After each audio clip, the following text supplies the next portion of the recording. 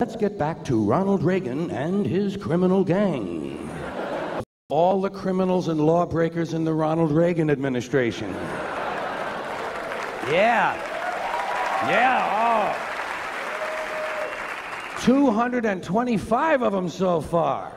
225 different people in the Ronald Reagan administration have either quit, been fired, been arrested, indicted, or convicted of either breaking the law or violating the ethics code.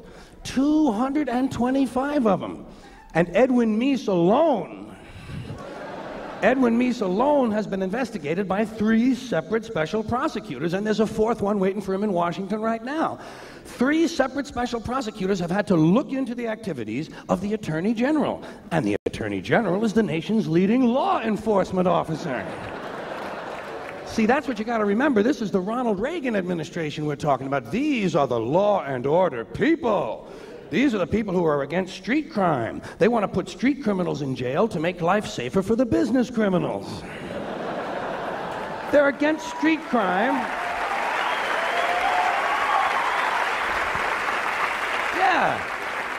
Yeah, they're against street crime, providing that street isn't Wall Street. And the Supreme Court decided about a year ago that it's all right to put people in jail now if we just think they're going to commit a crime. It's called preventive detention. All you got to do now is just think they're going to commit a crime. Well, if we'd have known this shit 7 or 8 years ago, we could have put a bunch of these Republican motherfuckers directly into prison. Yeah. Put them in the joint where they belong, and we could have saved the money of putting these country club pin-headed assholes on trial. Another thing you got to remember, this is the group of people who were elected with the help of the moral majority.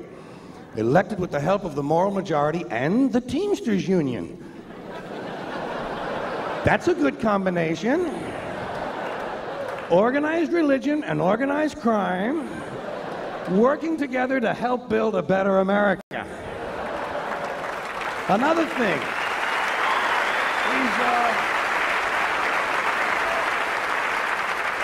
keep in mind, these Reagan people are the ones that were going to get government off our backs. Remember that? That was the rhetoric of the 1980 campaign. We'll get government off your backs and out of your lives. Yeah, but they still want to tell you what magazines you can read, and they still want to tell you what rock lyrics you can listen to, and they still want to force your kids to pray in school, and they still want to tell you what you can say on the radio.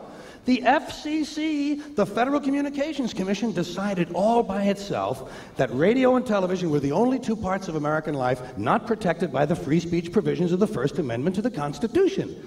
I'd like to repeat that because it sounds vaguely important. The FCC, an appointed body, not elected, answerable only to the president, decided on its own that radio and television were the only 2 parts of American life not protected by the First Amendment to the Constitution. And why did they decide that? Because they got a letter from a minister in Mississippi. A Reverend Donald Wildman in Mississippi heard something on the radio that he didn't like. Well, Reverend, did anyone ever tell you there are 2 knobs on the radio?